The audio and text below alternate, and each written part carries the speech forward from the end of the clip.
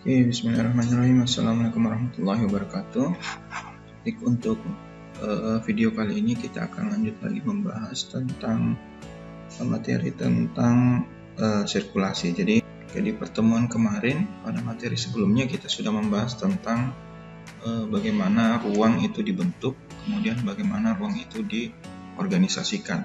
Jadi di antara satu ruang dan ruang yang lainnya apabila dihubungkan atau diinteraksikan maka akan muncul beberapa pola hubungan ruang. Di antara pola hubungan ruang itu sebenarnya secara tidak langsung tercipta sebuah hubungan sirkulasi. Jadi pada pembelajaran sebelumnya kita membahas tentang pertama hubungan antar ruang. Terus yang kedua adalah pola organisasi ruang. Nah, di antara hubungan antar ruang dan pola organisasi ruang ini, secara tidak langsung sebenarnya kita sudah mengaplikasikan satu elemen penting dari perancangan arsitektur, yaitu adalah elemen sirkulasi. Jadi, contoh misalnya kita membuat sebuah hubungan antara ruang yang saling berdekatan, maka sesungguhnya di antara satu ruang yang berdekatan ini kita sudah membentuk sebuah elemen perancangan yang disebut sirkulasi, atau bagaimana kita mengatur pergerakan antara satu ruang ke ruang yang lainnya. Begitu pula di pola organisasi ruang ini lebih kental lagi nanti hubungannya atau kaitannya dengan sirkulasi yang akan kita bahas di video pembelajaran kali ini. Jadi video pembelajaran kali ini sebenarnya sangat erat kaitannya dengan video pembelajaran sebelumnya. Nah, kita lanjut lagi. Nah, apa sih sirkulasi itu? Jadi di arsitektur itu kita mengenal istilah sirkulasi. Jadi di kehidupan luar juga kita banyak mengenal istilah soal sirkulasi. Tapi di arsitektur, sirkulasi itu lebih mengarah kepada bagaimana orang itu bergerak atau melakukan perpindahan dari satu ruang di dalam satu bangunan. Jadi boleh dikatakan sirkulasi itu adalah bagaimana pengguna ruang itu bisa berinteraksi atau melakukan kegiatan pergerakan di dalam ruang yang dirancang oleh seorang arsitek. Nah, ada beberapa pengertian soal sirkulasi ini. Jadi menurut Kamus Besar Bahasa Indonesia, sirkulasi itu adalah peredaran. Jadi ini masih secara general, nggak umum. Jadi kita mungkin mengenal ada istilah sirkulasi darah. Nah, itu bisa disebut sebagai peredaran darah. Tapi khusus di ilmu arsitektur, menurut Charlie M. Harris, sirkulasi merupakan suatu pola atau yang mengarahkan pergerakan pola pergerakan yang terdapat dalam sebuah area di dalam bangunan. Nah, ini jadi kata kuncinya adalah pertama pergerakan, kemudian di dalam suatu area bangunan. Nah, pergerakan ini nanti akan memberikan kedinamisan atau keluasan, kemudian juga dipertimbangkan oleh pertimbangan ekonomis, dan tentunya balik lagi ke pertimbangan fungsional dari ruang itu sendiri. Nah, kemudian pengertian yang ketiga itu dari Francis de Kaching dalam bukunya. Beliau menyebutkan bahwa sirkulasi adalah sebuah tali. Jadi dia yang mengikat atau menghubungkan antara ruang-ruang yang tadi kita organisir. Jadi kenapa saya tadi mengatakan bahwa sirkulasi ini sangat penting kaitannya dengan pola hubungan ruang, karena sirkulasi ini ibaratnya sebuah tali yang mengikat antara atau menghubungkan antara masing-masing ruang yang ada di dalam sebuah bangunan. Bahkan Francis de Kaching juga menyebutkan bahwa tidak hanya antara ruang dalam dan dalam suatu bangunan, Sirkulasi juga bisa menghubungkan antara deretan ruang dalam dan ruang luar secara bersama-sama. Nah, nanti akan kita lihat beberapa mode bagaimana sirkulasi ini bisa menghubungkan atau mengikat antar ruang. Jadi bisa disimpulkan bahwa sirkulasi itu adalah pergerakan atau ruang lingkup gerak seseorang yang berfungsi sebagai penghubung antar ruang. Jadi sirkulasi ini merupakan sesungguhnya sebuah ruang juga. Jadi ruang yang mengikat ruang yang lainnya. Jadi di mana ruang ini mengikat, modenya ada banyak. Nanti kita bisa bahas satu-satu. Ada yang melewati, ada juga yang menembus ruang yang lain. Jadi ini ada yang melalui dan ada juga yang menembus. Oke, baik, kita lanjut. Jadi untuk mempelajari atau mendalami tentang elemen sirkulasi ini atau pergerakan melalui ruang ini, ada 5 item elemen yang harus kita pelajari satu persatu. Yang pertama itu adalah approach atau pencapaian. Kemudian yang kedua adalah entrance atau pintu masuk. Kemudian ada konfigurasi jalur. Kemudian hubungan antara jalur sirkulasi itu sendiri dengan ruang yang ada di sekitarnya atau path and space relationship. Kemudian ada bentuk dari sirkulasi itu sendiri, karena tadi kita sebutkan bahwa sirkulasi ini merupakan ruang sendiri juga. Jadi sebagai ruang dia tentunya punya bentuk tersendiri. Nah, itu yang akan banyak kita bahas juga di video pembelajaran kali ini. Nah, pertama kita masuk ke approach. Jadi approach ini seperti langkah awal. Jadi tahapan awal bagaimana kita mencapai sebuah ruang. Nah, ini boleh dikatakan menjadi cerita awal sirkulasi itu atau pergerakan orang itu dalam menuju ke sebuah ruang. Jadi biasanya kita sebut dengan pencapaian atau akses. Nah, tahapan ini nanti yang akan ditempuh oleh orang-orang yang akan mencapai ruang itu. Bagaimana nantinya dia akan bisa mengalami ruang yang ada di dalamnya. Nah, ini yang disampaikan oleh Francis Descartes tadi, bahwa sirkulasi itu juga menyangkut bagaimana hubungan antara ruang di luar dengan ruang yang ada di dalamnya. Nah, ini contohnya di Masjid Terapung di Makassar. Itu sebelum kita masuk ke masjidnya sendiri, di dalam masjid ini kan ada ruang yang ingin disampaikan oleh si arsiteknya. Kita harus melewati dulu beberapa approach. Jadi kita harus melewati jembatan ini dulu yang akan memberikan kita cerita awal bagaimana kita masuk ke dalam sebuah ruang. Nah, di sini tugas orang arsitek bagaimana bisa mendesain sebuah approach ini, pencapaian ini menjadi sebuah jalur atau sirkulasi yang memiliki cerita tersendiri yang mengantar kita untuk masuk ke dalam ruang yang sesungguhnya yang didesain. Nah, caranya ada beberapa, tapi 3 yang paling sering digunakan oleh arsitek. Yang pertama adalah caranya dengan membuat approach secara langsung. Nah, ini contohnya di gambar ini. Jadi dia lurus langsung menuju ke pintu masuk utamanya si bangunan yang dituju. Nah, selain itu ada juga cara yang kedua. Jadi ini caranya secara tidak langsung atau berkelok. Jadi mungkin arsiteknya mengarahkan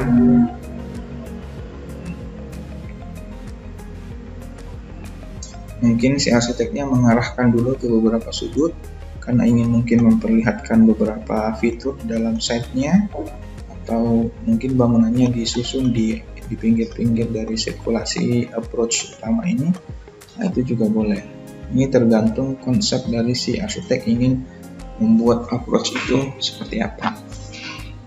Nah, kemudian yang ketiga yang biasa digunakan arsitek juga itu adalah pencapaiannya dengan berputar. Jadi ini biasanya digunakan di posisi site yang berkontur atau tidak rata. Jadi misalnya bangunannya ada di bangunan di kontur atau ketinggian yang paling atas, maka biasanya approach-nya itu tidak bisa dibuat langsung lurus ke atas karena mungkin kemiringannya terlalu tinggi sehingga agak kepayahan untuk orang menuju langsung ke atas, maka dibuat sirkulasi yang lebih berputar. Itu it's okay, asalkan di jalur approach ini ada sebuah cerita yang ingin disampaikan oleh si arsitek. Nah, itu intinya, bahwa kita membuat approach itu, pencapaian itu, jalur pencapaian itu harus memiliki cerita tertentu yang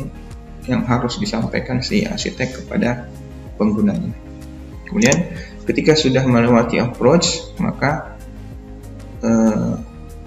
tujuan yang kedua yang dicapai oleh seorang pengguna dalam sebuah bangunan tentunya adalah pintu dia, di mana dia masuk ke dalam sebuah ruang yang dia ingin tuju.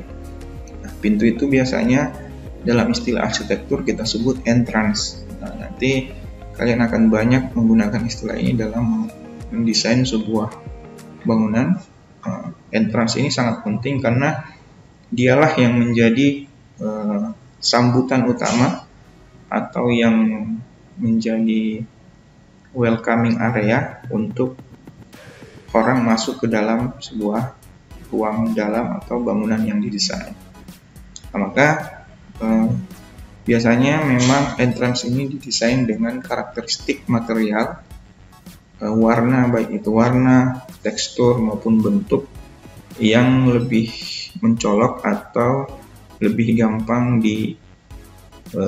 ditangkap oleh orang. Jadi contohnya dia misalnya menambahkan warna-warna lain, jadi misalnya warna dasarnya itu agak coklat bata, kemudian diberi warna lain seperti ini, warna biru, atau diberi lengkungan sedikit, atau diberi profil-profil tertentu, atau dibingkai dengan bingkai tertentu, frame tertentu. Nah, itu beberapa cara untuk membuat entrance itu menjadi gampang ditangkap oleh orang. Ada juga akses masuk ini juga bisa direkayasa dengan beberapa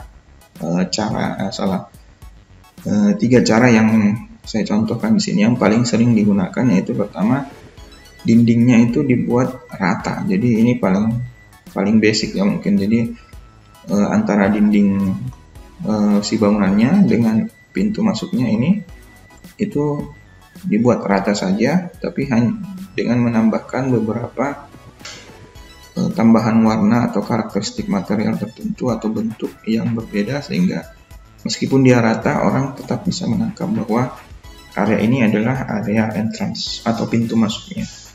Kemudian cara yang kedua adalah membuat dia lebih menjorok keluar atau dia ditarik keluar dari dinding aslinya. Contohnya yang di bawahnya ini dinding aslinya di belakang, kemudian si entrance ini ditarik keluar dengan membuat mungkin semacam teras atau kanopi yang menjorok keluar sehingga ini gampang dikenali oleh orang. Kemudian cara yang ketiga, jika dia bisa ditarik keluar, tentu bisa dimundurkan juga ke belakang. Jadi dia seperti dilubangi, dibuat sebuah lubang supaya kelihatan bahwa area ini yang menjorok ke dalam ini adalah area yang dilewati atau yang dilalui oleh sirkulasi untuk masuk ke dalam ruangan. Nah, ini 3 metode membuat entrance atau pintu masuk yang paling basic yang sering dikerjakan oleh arsitek. Kemudian setelah kita mencapai entrance, maka kita sudah akan masuk ke dalam ruangan. Nah, di dalam ruangan ini, konfigurasi ruangan ini tentunya akan membentuk organisasi tersendiri yang kemarin kita jelaskan. Pola organisasi ruangnya itu pasti ada beberapa, ada yang linear, ada radial, kemudian ada yang grid. Nah, kemarin yang kita jelaskan itu sangat erat kaitannya dengan konfigurasi sirkulasi ini juga, atau konfigurasi jalur ini, karena seperti yang saya katakan tadi, ketika kita mengorganisasikan sebuah ruang, maka sesungguhnya di antara ruang itu kita juga sudah membuat konfigurasi jalurnya, sehingga seperti kita membuat kegiatan 2 in 1, jadi satu kali mengerjakan sesuatu kita sudah dapat dua aspek desain di dalamnya sebenarnya. Jadi kenapa ini hampir sama dengan pola organisasi ruang itu, karena memang jalur atau konfigurasi ini sangat erat kaitannya dengan pola organisasi ruang. Pertama pasti ada jalur yang linear. Kalau dia ruangannya misalnya disusun memanjang sesuai dengan garis tertentu, maka jalur pergerakan atau sirkulasi orang mencapai ruang-ruang ini pastinya akan menjadi linear. Begitupun dengan radial. Kalau susunan ruangnya radial, maka dia akan membuat jalur sirkulasi juga yang radial. Grid juga ini sama. Kemudian yang agak berbeda adalah di jalur konfigurasi ini ada konfigurasi jalur atau sirkulasi yang spiral atau memutar. Ini hampir sama dengan centralized, cuman bedanya dia berputar dari satu titik tengah menuju ke titik yang paling luarnya. Kemudian ada yang jaringan, ini hampir sama dengan grid. Jalur sirkulasinya membuat jaringan atau net tertentu yang konsisten. Kemudian ada yang jalur komposit atau jalur yang mengadaptasi banyak jenis organisasi ruang. Jika organisasi ruangnya variatif atau banyak yang dikombinasikan, maka jalur konfigurasinya biasanya komposit atau menggabungkan beberapa metode atau jalur. Nah, itu bagian yang ketiga yang harus kita analisis atau pelajari dalam merencanakan sebuah jalur sirkulasi. Kemudian yang keempat, tentunya setelah kita membuat konfigurasi jalurnya, maka yang perlu kita juga definisikan adalah hubungan antara jalur itu atau sirkulasi itu dengan ruang. Jadi misalnya ini jalurnya, tadi kita sudah buat konfigurasinya, misalnya dia linear, kemudian ada ruang-ruang di sekitarnya, maka yang perlu kita definisikan juga adalah bagaimana sih hubungan si jalur ini atau sirkulasi ini dengan ruang yang ada di sekitarnya. Jadi ada 3 mode, apakah dia melewati, atau dia menembus, atau dia berakhir di ruangan itu. Jadi contoh misalnya ketika kita mendesain sebuah jalur yang hubungannya dengan ruang adalah dia melewati si ruangan itu. Nah, ini paling banyak juga ditemukan di keseharian kita, contohnya di koridor sekolah misalnya, atau di koridor rumah sakit, di koridor hotel seperti itu. Jadi jalurnya adalah jalur yang melewati ruang, karena jalurnya dia memiliki ruangan sendiri. Kemudian di samping-samping kiri baik kanannya itu terdapat ruang-ruang yang dia lewati. Nah, itu hubungannya antara si jalur sirkulasi dengan ruang, hubungannya adalah jalur yang melewati ruang. Kemudian ada juga karakteristik jalur yang kedua, yaitu menembus ruang. Jadi dia tidak punya ruangan tersendiri seperti yang nomor 1 ini. Dia menghubungkan sebuah atau beberapa ruang itu dengan menembus ruang itu sendiri. Jadi misalnya ini ruang, kemudian dia membuat jalur di tengahnya atau sirkulasi tengahnya yang sudah include atau masuk di dalam ruang itu sendiri. Contohnya di lobi misalnya, ini lobi kantor misalnya, kita punya lobi, tapi di lobi ini sebenarnya ada sirkulasi juga. Ini sirkulasi ini menembus ruang. Contoh paling sederhananya adalah misalnya di rumah tinggal kita, misalnya ruang tamu dan ruang keluarga itu, untuk kita bisa mencapai ruang keluarga, maka kita harus melewati ruang tamu dulu. Dengan cara apa? Dengan cara menembusnya dengan sirkulasi. Maka kategori hubungannya antara sirkulasi dengan ruang tamu tadi atau ruang tengah itu adalah si jalur sirkulasi ini menembus dulu si ruang tamu, baru bisa ke dalam ruang keluarga. Itu contoh paling sederhananya. Berbeda tadi dengan yang melewati, contohnya misalnya di ruang kamar tidur. Kalau di kamar tidur kan kita tidak menembus kamar tidur itu, kita melewatinya di sampingnya, kemudian baru kita masuk ke dalam kamar tidur. Nah, itu agak berbeda hubungan jalur dan ruangnya dibandingkan ruang keluarga. Nah, ini banyak digunakan di karakteristik ruang publik atau ruang yang bisa digunakan secara bersama. Dan yang terakhir adalah ruang jalur yang berakhir di dalam ruang. Misalnya sebuah gang atau koridor di dalam rumah, kemudian di ujungnya ada sebuah pintu menuju ruang tertentu, misalnya dapur. Nah, paling sering itu adalah dapur atau ruang-ruang yang bersifat private, misalnya kamar mandi atau kitchen atau ruang makan. Nah, itu yang biasanya jalurnya berakhir di ruangan itu karena tidak ada ruangan lagi setelah ruangan itu. Nah, karena dia adalah ruang yang paling private. Kamar tidur juga bisa seperti itu. Jadi misalnya di ujung koridor rumah itu ada satu kamar tidur, maka itulah menjadi jalur yang berakhir di satu ruang tertentu. Itu yang perlu juga kita definisikan, bagaimana hubungan antara si path atau sirkulasi ini dengan space yang dia hubungkan, ruang yang dia hubungkan.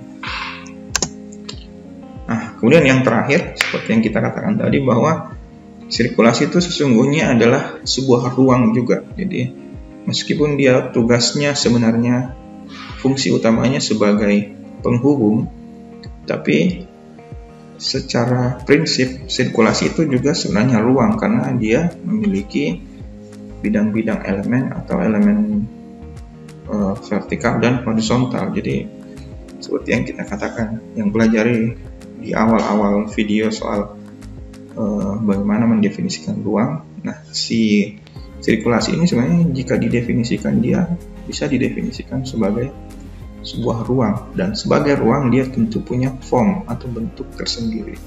Nah, bagaimana karakteristik bentuk dari sebuah ruang yang berfungsi sebagai sirkulasi adalah, pertama, dia menjadi ruang yang bentuknya tertutup. Dia yang enclosure atau yang dilingkupi oleh bidang-bidang yang tertutup. Contohnya paling sering ini misalnya di sekolah, di gang sekolah, di koridor rumah sakit, di koridor hotel. Nah, dia kanan, kiri, atas, bawahnya itu tertutup oleh bidang yang solid. Kemudian yang kedua, dia bisa juga bentuknya sebagai sirkulasi yang terbuka di dua sisi, satu sisi. Jadi misalnya di lantai 2 sekolah misalnya, dia biasanya ada koridor, kemudian di sisi kirinya tidak ada ruangan lagi, dia langsung berhadapan dengan lingkungan luar, maka di sisinya ini, sisi kirinya dia dibuka sehingga bentuknya bisa terbuka di satu sisi. Ini contohnya, ini jalur atau ruang sirkulasinya, yang kanannya terbuka. Nah, apabila dia bisa terbuka satu sisi, tentunya juga bisa dibuka dua sisi apabila sisi kanan kirinya masih tidak ada ruangan tertutup. Ini contohnya di ruang luar. Jadi ini tadi yang dikatakan Francis de Kaching, sirkulasi juga bisa menjadi ruang penghubung antara ruang luar dan ruang dalam. Nah, ini contohnya yang di ruang luar. Kita hanya memberikan elemen-elemen vertikal di kanan kirinya untuk sebagai tiang-tiang penopang kanopi pergola di atasnya, maka si ruang ini sudah terdefinisikan sebagai sebuah ruang sirkulasi dengan bentuk terbuka dua sisi. Nah, itu 3 mode form of the circulation space atau bentuk dari ruang sirkulasi itu sendiri. Nah, saya rasa itu materi kita untuk video pembelajaran tentang sirkulasi ini. Mudah-mudahan teman-teman bisa terbantu dengan video pembelajaran ini. Terima kasih sudah menyaksikan dan menyimak video yang saya buat ini. Sampai jumpa di video pembelajaran berikutnya. Assalamualaikum warahmatullahi wabarakatuh.